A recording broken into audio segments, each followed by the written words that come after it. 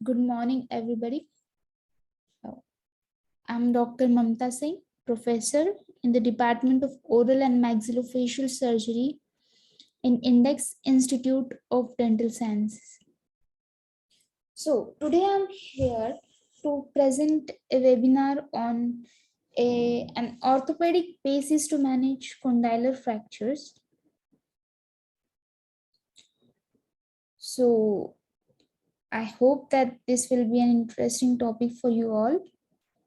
So basically, what are the aims when we manage condylar fractures? So it's to preserve normal anatomy, reduce morbidity, improve function, and correct occlusion. So before going directly into the management, first we'll just start about the introduction, like classification and all. So in maxillofacial region, mandibular condyle fracture accounts for about around 10 to 30 to 40% of the trauma spectrum.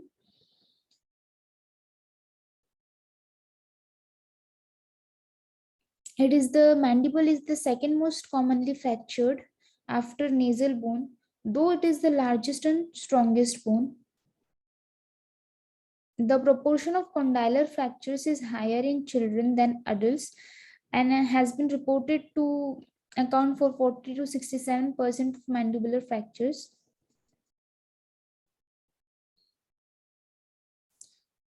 So direct or indirect trauma can lead to fracture of the condyle. The degree of displacement depends on the direction and magnitude of the force. Falls, road traffic accidents, sports injuries, work-related injuries, and assault are frequently related to condylar fracture. So if we talk about the anatomy, just to brief you up about basic, condyle develops from Meckel's cartilage and it is intramembranous in ossification. The secretion of bone matrix directly within the connective tissue without any intermediate cartilage leads to bone formation. The condensation of mesenchyme just lateral to the Meckel's cartilage forms the primitive condyle. Condyle is a knuckle-like structure. It is a strong upward projection from the posterior superior part of the ramus. The condyle has a backward angulation of 15 to 33 degree to the frontal plane and is elliptical in shape. The condyle has a roughened, bluntly pointed lateral pole and a rounded medial pole which extends from the plane of ramus. Superficial temporal artery, posterior tympanic artery, posterior deep temporal artery, and transverse facial artery provides the arterial supply to the condyle. Venous drainage is by the corresponding tributaries. Nerve supplies from facial and auriculotemporal nerves. Lateral pterygoid muscle is attached at the pterygoid fovea, which is helpful in protrusive and lateral excursive movements. The bifurcation of facial nerve lies 1.5 to 2 cm away from the bony external auditory canal. The temporal branch of the facial nerve lies 8 to 35 mm from the bony external auditory canal. The marginal mandibular branch of the facial nerve lies 1.2 cm away from the inferior border. So if we compare the anatomical variations which are there between an adult and a pediatric condyle, that the cortical bone which is in child it is thin and in adult it is thick. Condylar neck in child is broad while condylar neck in adult is thin. Articular surface in child mandible condyle is thin while in adult it is thick. Capsule is highly vascular in child and in adult it is less vascular.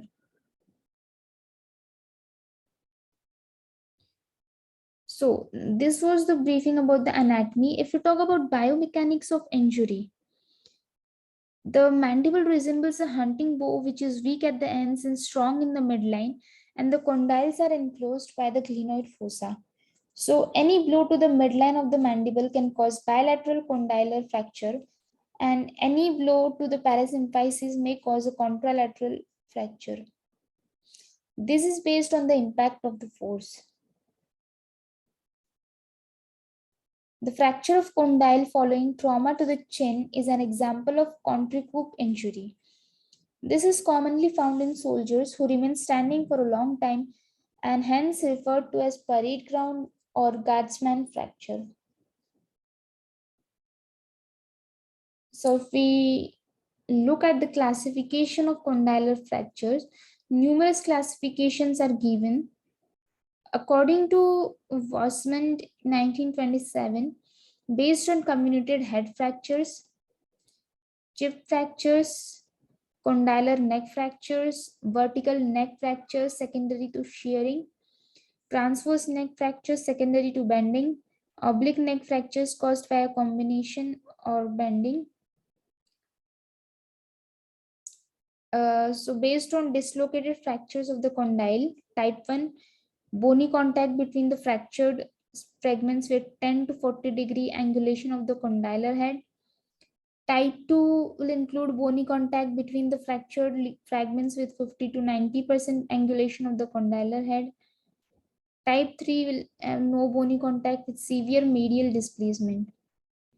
According to Lindhal 1977, based on the fracture location, deviation, and or displacement and position of the condylar head within the articulating fossa, subcondylar fracture line extends from the sigmoid notch to the posterior border of the mandible. Condylar neck fracture located below the level of condylar head at the condylar process.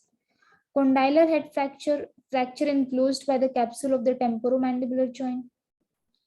Fracture level, condylar head, condylar neck, subcondylar, condylar base, deviation and displacement, medial overlapping with bending or deviation, lateral overlapping with bending or deviation, no overlapping with bending or displacement, no deviation or displacement, relation between condylar head and fossa, absence of dislocation, mild dislocation, moderate dislocation, complete or severe dislocation, condylar head fracture, horizontal vertical compression fracture.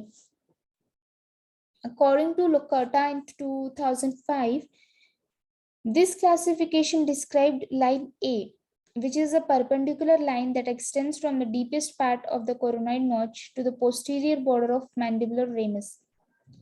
Dicapitular fracture involves the articular surface and may extend outside the capsule of the temporomandibular joint.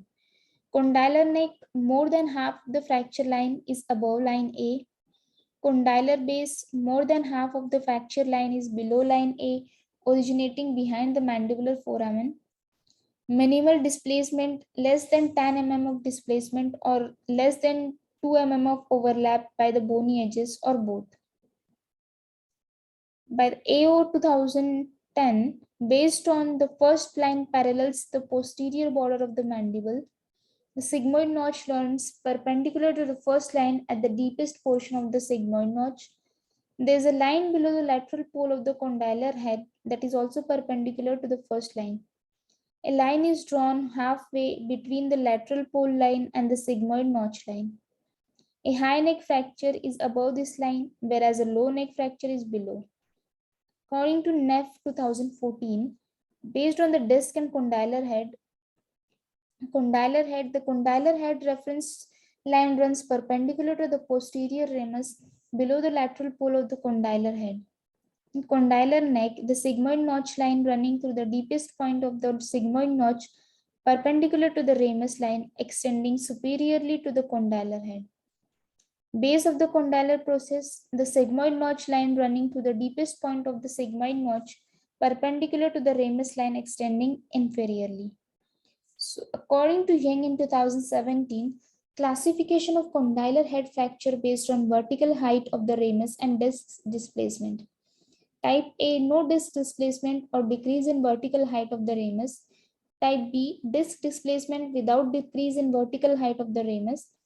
Type C, decrease in vertical height of the ramus with or without disc displacement.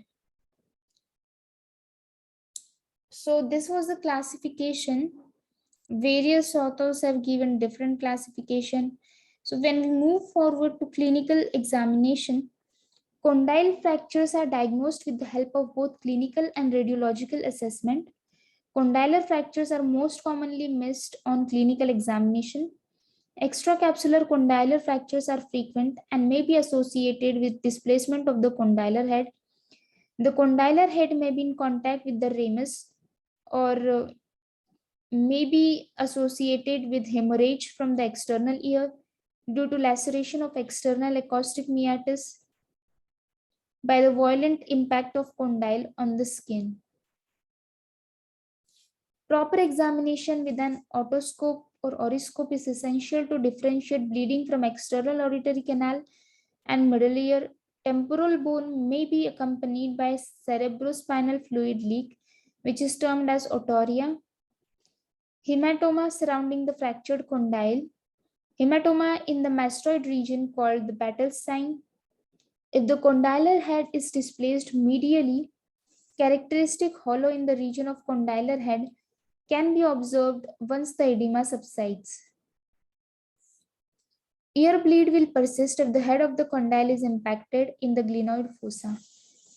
Deviation of mandible towards the side of the fracture, decreased range of movements, pain and deviation towards the contralateral side while mouth opening, gagging of occlusion on the ipsilateral side due to telescoping of fracture fragments on the contralateral side due to contraction of the masseter, temporalis and medial pterygoid and upward pull of the ramal segment. Bilateral condylar fracture. Overall mandibular movements are usually more restricted. If the condyle is displaced bilaterally, shortening of ramus occurs resulting in derangement of occlusion. Overriding of the fracture segments result in anterior open bite. Associated fracture of symphysis or parasymphysis can also be present. Thus, careful examination is mandatory. On palpation, the condyles are palpated by standing in front of the patient. The little fingers are placed inside the external auditory canal, and the patient is asked to open and close their mouth. By this method, the position and movement of the condyles are determined. Tenderness over the condylar area, displacement of the condylar head within the external auditory meatus, paresthesia of the lips may be present as the hemorrhage from the condylar region tracks across the base of skull and exerts pressure on the mandibular division of the trigeminal nerve as it emerges from the foramen ovale. So, in radiographic assessment, routine radiological investigations that aids in the diagnosis of condylar fracture are posterior-anterior skull projection or reverse Townes, oblique lateral X-ray, orthopantomograph radiograph, TMJ tomography, Waters projection or paranasal sinus view, Clemenschitz view or occipital, nasal projection. CT in all three planes, that is coronal, axial, and sagittal, remains a gold standard for the diagnosis of mandibular condyle fractures. 3D CT provides better orientation of the fractured fragments in relation to the normal anatomic structures. Determining the degree of dislocation. Relationship between the fractured fragments and the direction of dislocation remains a challenge in the diagnosis of mandibular condyle fractures. It may be difficult to ascertain position and rotation of the articular head of the condyle with the use of conventional imaging techniques.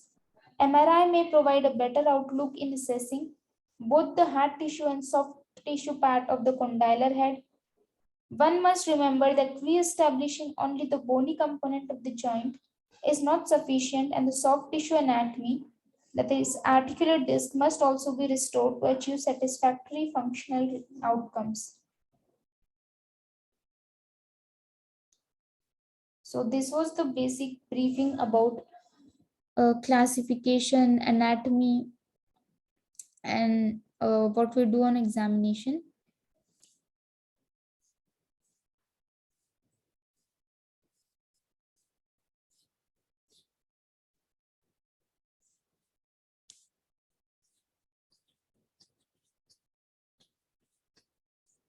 So, starting to like coming to the management of condylar fractures, so I've already talked that what is the aim of treatment includes. It includes the restoration of form, restoration of function.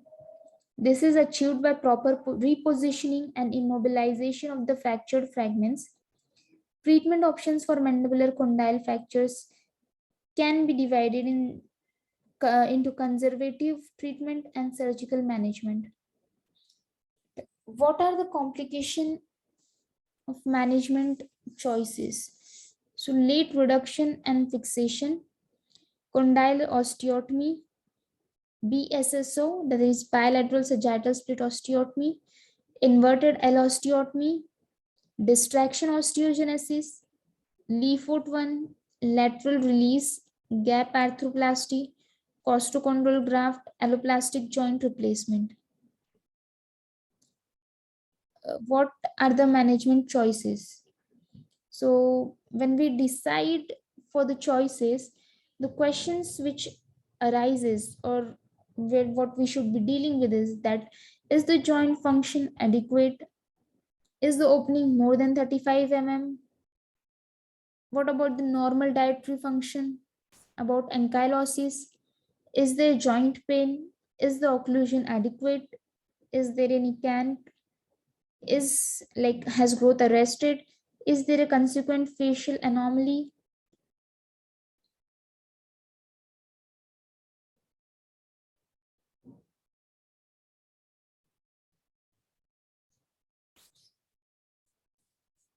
So in management choices, these are the things we should be considering.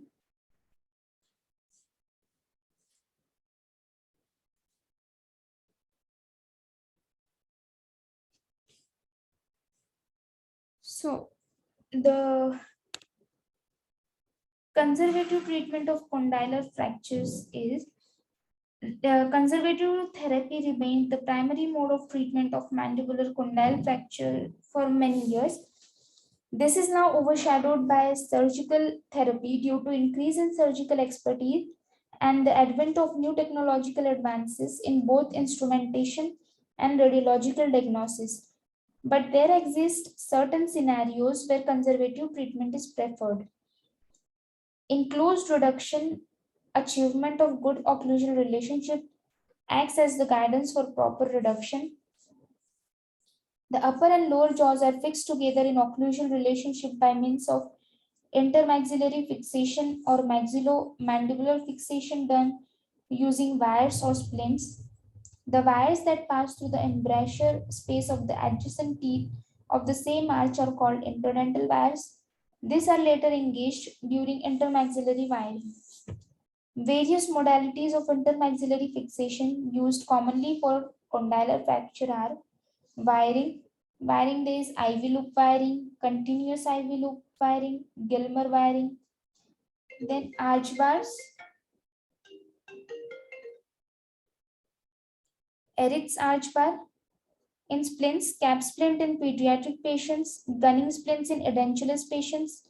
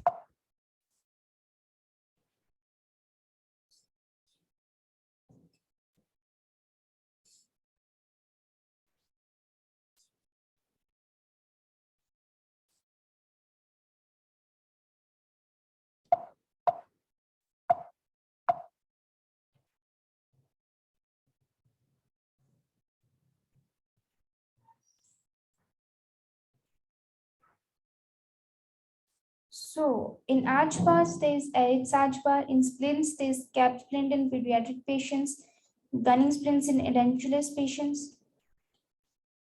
So what are the indications for conservative treatment? That is minimally displaced fracture, not more than 30 degree. In pediatric fractures, presence of systemic comorbidities, which may be an absolute contraindication for surgery. Condylar head fracture, where there is an increased risk of injury to the joint and the adjoining structures. Vascularity of the fragment may also be compromised by osteosynthesis. Minimal pain complaints and no occlusal discrepancies with acceptable range of movements. Dicapitular fracture of the condyle. So conservative treatment consists of maxillomandibular fixation by means of arch bars, IMF screws or dental splints, that is cap splint or gunning splint, and intermaxillary traction using elastics or wires. Immobilization of the joints are done for a period of 4 to 6 weeks in case of adults, whereas 7 to 10 days for children. Antegrade physiotherapy is mandatory until full adhesion of the fractured fragments. The treatment span is shortened in the pediatric population as they have an increased growth potential, and prolonged immobilization may lead to ankylosis of the joint. The advantages and disadvantages of close treatment are: if we count the advantages, it is non-invasive, simple, easy to master, does not require exposure to general anesthesia, economical, less chance of infection. Disadvantages are: immobilization might not be adequate, which delays healing, especially in subcondylar fractures where control over proximal segments is not established. Unfavorable muscle pull can cause displacement of fragments, increases patient morbidity, not safe in epileptic patients. So if you go for indications, like after the conservative, we go through the surgical procedures. If we look for the indications for early surgery, condylar fracture,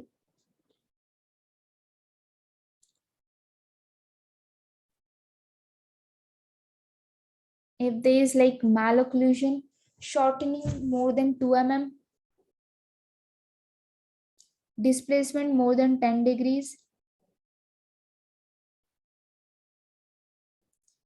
initial IMF elastics for 10 to 14 days,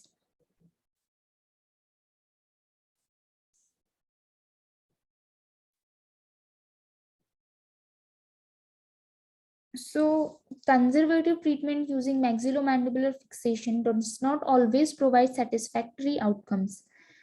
Persistent malocclusion may be present where the necessity for open reduction and internal fixation.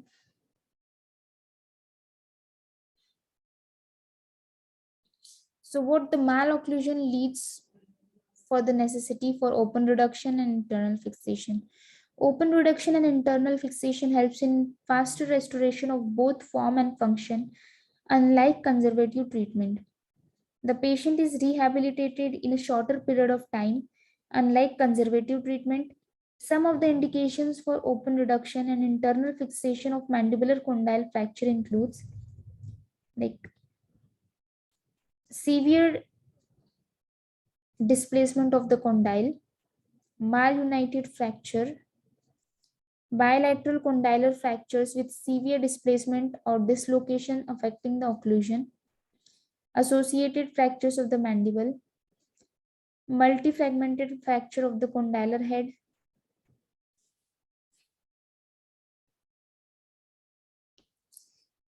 So Zaire and Ken's criteria for open reduction are like absolute indications. There are absolute indications and relative indications. So in absolute indications, displacement of condyle into the middle cranial fossa, impossibility of restoring occlusion, invasion of foreign body, lateral extracapsular displacement. Relative indications are where intermaxillary fixation is contraindicated for medical reasons, bilateral fracture with open bite deformity, bilateral fracture with associated comminuted and midface fracture, periodontal problems and loss of teeth, unilateral condylar fracture with unstable base.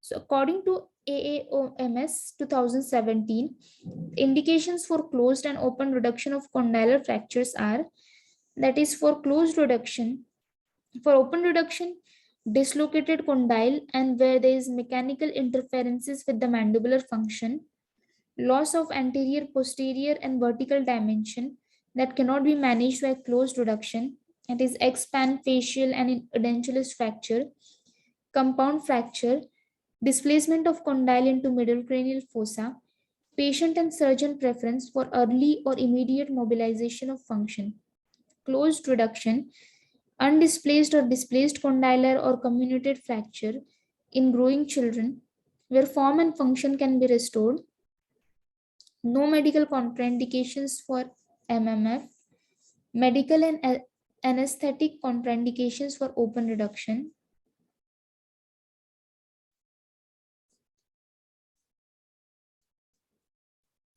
So there are various surgical approaches to TMJ. A variety of incisions to approach the TMJ have evolved over the years, with each one having their own advantages and disadvantages. These incisions have been categorized into preauricular and its modification, as we can see here in the diagram.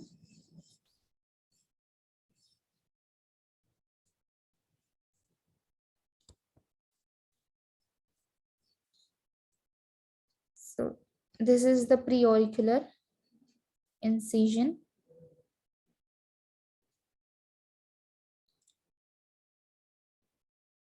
Postauricular and modification. Postauricular come here. Endoral and modifications. Submandibular, that is resident. Here, this is the residence or submandibular incision, where we place it 2 mm something below between the tension lines. Retromandibular or post-ramal. This is the retromandibular or post-ramal here.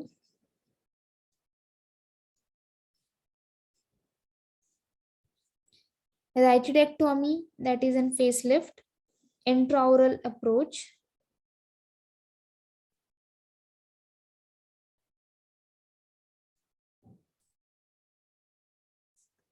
So,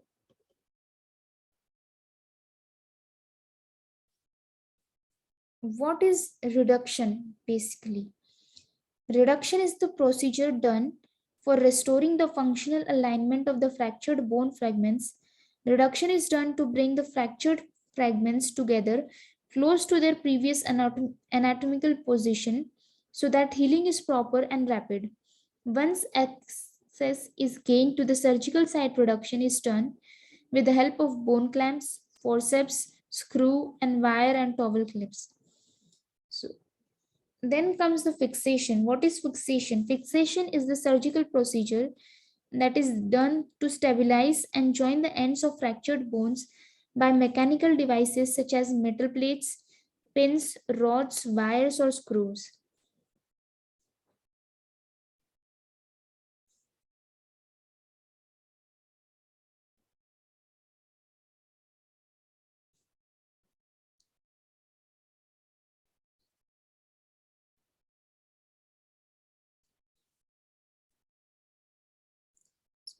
What are the ideal lines of osteosynthesis?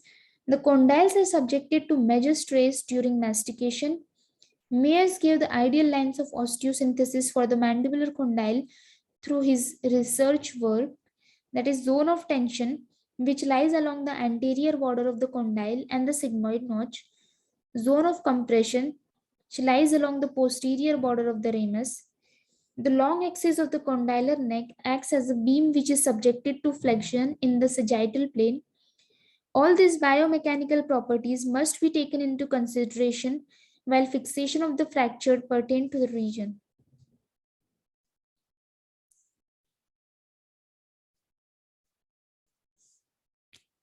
There are different fixation options. Fixation is done after ensuring anatomic reduction and normal occlusion. We can give single plate, two plates, geometric plate, resorbable plate, lag screw.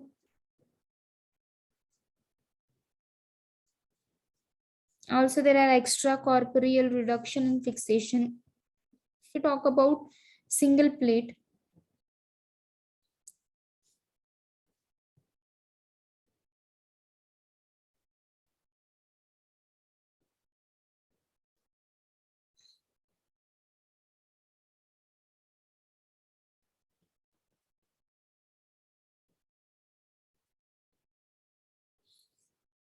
single plate in a single multi-plate, in a single mini plate, this fracture must be stabilized using two screws on each side of the fracture line. The drawback of this plating has showed the greatest peak displacement of fracture.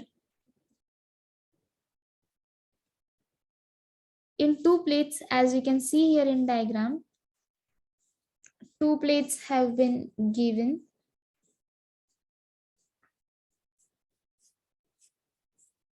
Application of these two plates at the anterior and posterior aspects of the condylar neck, which helps in resisting the torsional force that may not be opposed with a single plate.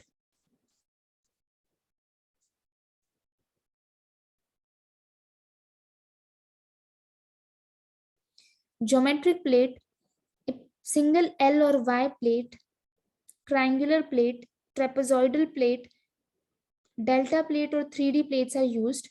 Among all plates, geometric plates provide the better stability and outcome because it fulfills the criteria of functionally stable osteosynthesis in the fracture segments. See here we can see this is Y-shaped plate which has been done. Resorbable plate prevents the need for reoperation and has shown good results in the treatment of condylar fractures. They are not very stable when compared to titanium plates in the treatment of condylar fractures. Lag screw, good clinical results can be obtained, especially in dicapitular sagittal head fractures. Extracorporeal reduction and fixation. The condyle is explanted from the glenotemporal fossa, reduced and fixed in desired position. The drawback of this type of fixation will lead to avascular necrosis related to detachment of soft tissue. The treatment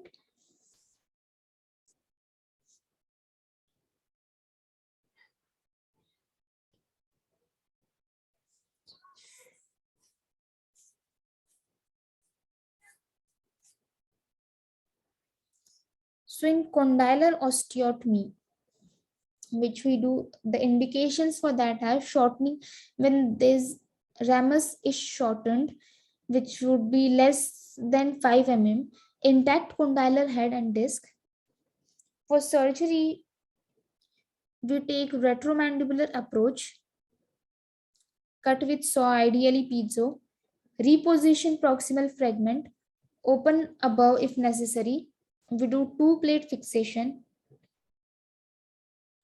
and interposition bone graft. This is like condylar osteotomy, malunion, non-union with malocclusion.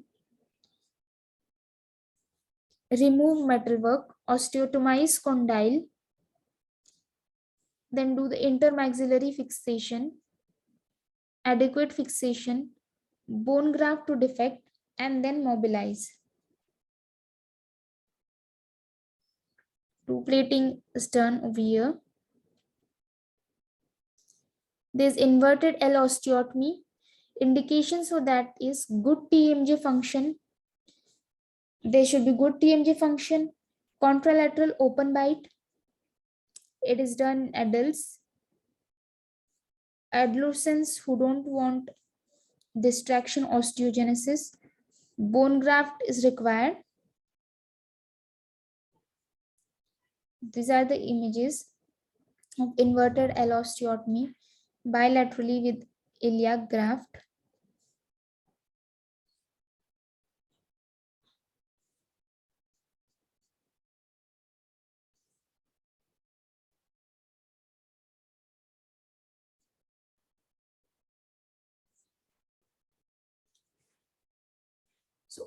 If we talk about pediatric condylar fractures, in children, displacement of the fractured condyle is uncommon and it is mostly a green stick fracture. This is due to the fact that the facial bone in children is enclosed by thick soft tissues. The bone is elastic in nature. Presence of a large amount of immature trabecular bone and thin cortical bone.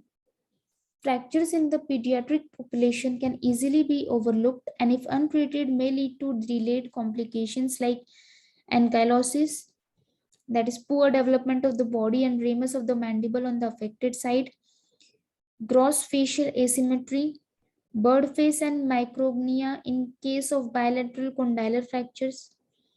Treatment in children differs from adults, taking the growth and development into consideration. There are certain conditions where surgical treatment is mandatory. Surgical treatment is indicated under the following conditions: complex or open fractures, severe displacement, subcondylar fractures with associated facial or calvareal fractures, multiple fractures of the condyle. Surgical treatment may affect the normal growth of the mandible due to the surgical trauma to the soft tissue and the rigidly fixed bony fragments. Moreover, due to the risk of damage to the facial nerve and the invasiveness of surgery, conservative treatment is mostly preferred. Maxillomandibular fixation is preferred for a period of 7 to 10 days, followed by physiotherapy.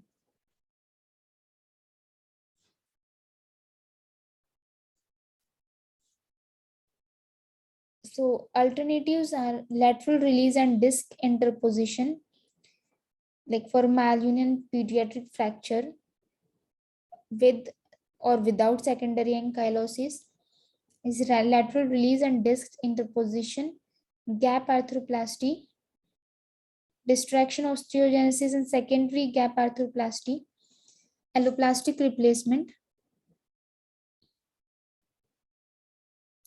In type 3 ankylosis of lateral one-third of condylar head with preservation of medial tissues, including disc.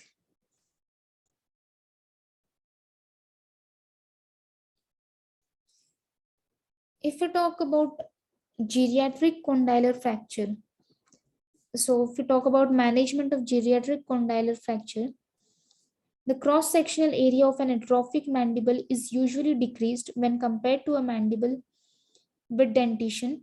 The vascularity of the bone is decreased and the bone is sclerotic in nature, which will hinder or delay the normal healing of the mandible following open reduction. Due to the lack of dentition, the fractured fragments are easily displaced. The poor quality of the bone is not suitable for plating the fracture. Conservative treatment with a gunning splint is advantageous as it provides a stable maxillomandibular fixation and also preserves the periosteal vascularity. Thomas Brain Gunning designed the gunning splint for maxillomandibular fixation of edentulous or partially edentulous jaw. It consists of two dentures held together in a monoblock.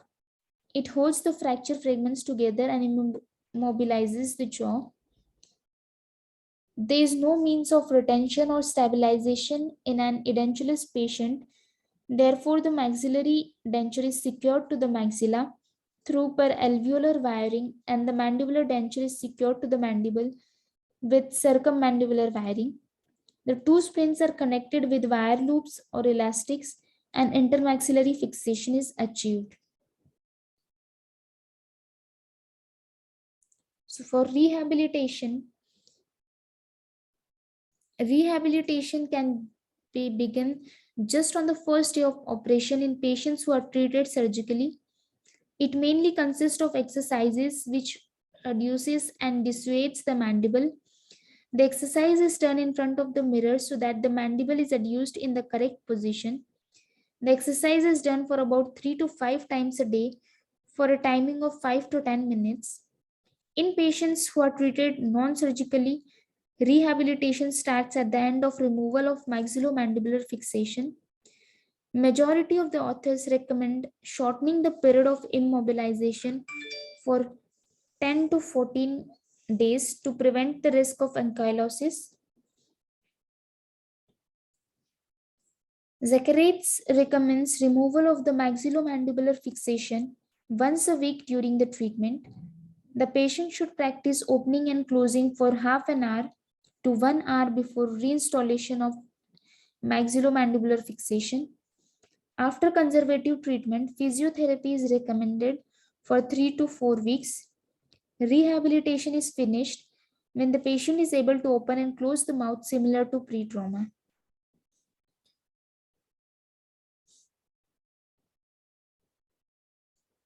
If we talk about the complications, complications in the management of mandibular condyle fracture depends on the severeness of trauma, fracture type, degree of fracture displacement, presence of associated fractures, type of management that is open or closed, and the timing of intervention. Common complications are joint motility disorders, occlusal discrepancies, ipsilateral asymmetry on the side of trauma, ankylosis, which is about 0.2 to 0.4%. Rare complications are articular head necrosis, which is related with surgical method. Surgical complications are transient or permanent facial palsy, marginal mandibular nerve palsy, earlobe hyposthesia, post-surgical scarring, ESS stenosis, formation of sialocele and salivary fistulas, auriculotemporal nerve syndrome or Fraze syndrome, masseter myotonia, mini plate fracture, condylar head resorption. The surgical complications are temporary and may persist for about 12 months from the time of operation. Adjunctive pharmacotherapy can be prescribed during this phase.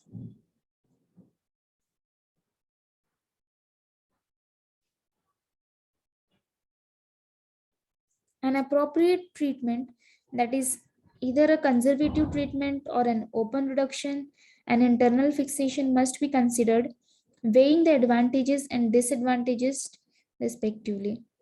The treatment must also be based on various factors involved, such as age, systemic status, affordability, type of fracture, etc. When a surgical treatment is planned, soft tissue, this articulate disc repair, must also be considered rather treating the bony component alone, as it may lead to delayed temporomandibular joint disorders.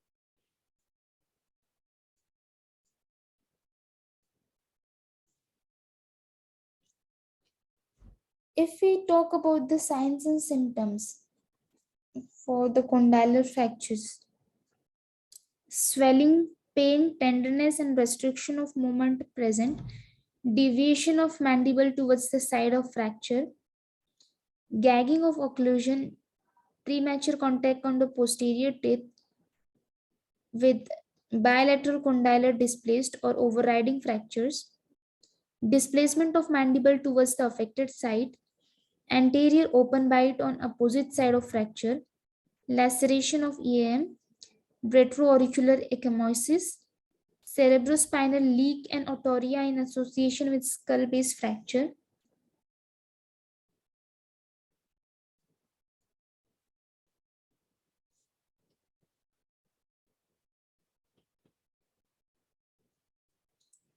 If we talk about the radiographic findings, the typical radiographic findings when a condylar fracture is present are a shortened condylar ramus length, as we can see here in the image. Shortened condylar ramus length, presence of a radiolucent fracture line, or in the case of overlapped segments, the presence of a radio-opaque double density and evidence of premature contact on the side of fracture.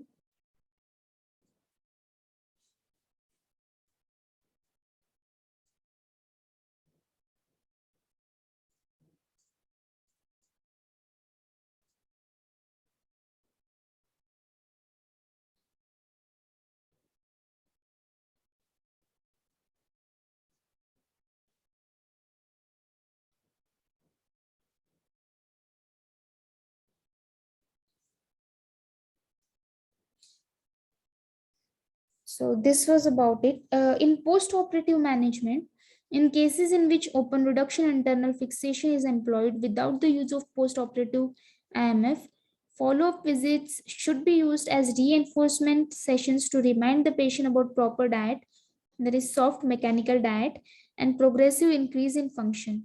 In most cases, some form of intermaxillary fixation will have been employed. The length of the fixation period, as previously discussed, varies between 2 to 8 weeks depending on many factors.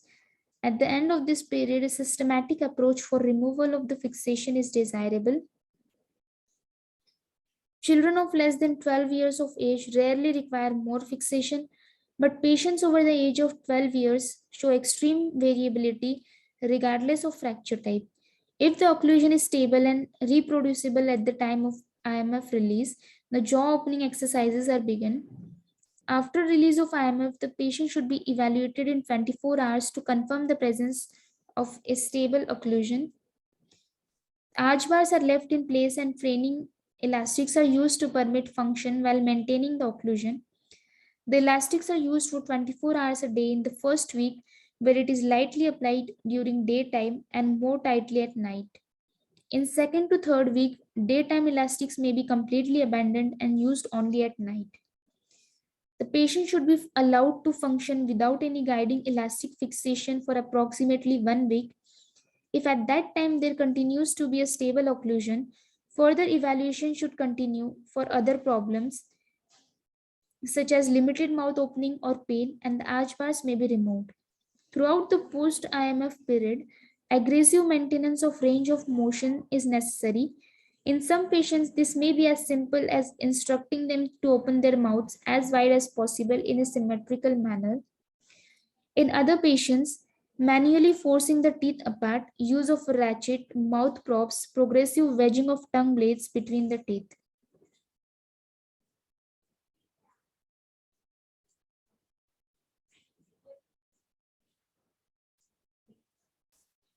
So to conclude with, intracapsular fractures are best treated closed. Fractures in children are best treated closed except when the fracture itself anatomically prohibits jaw function. Most fractures in adults can be treated closed.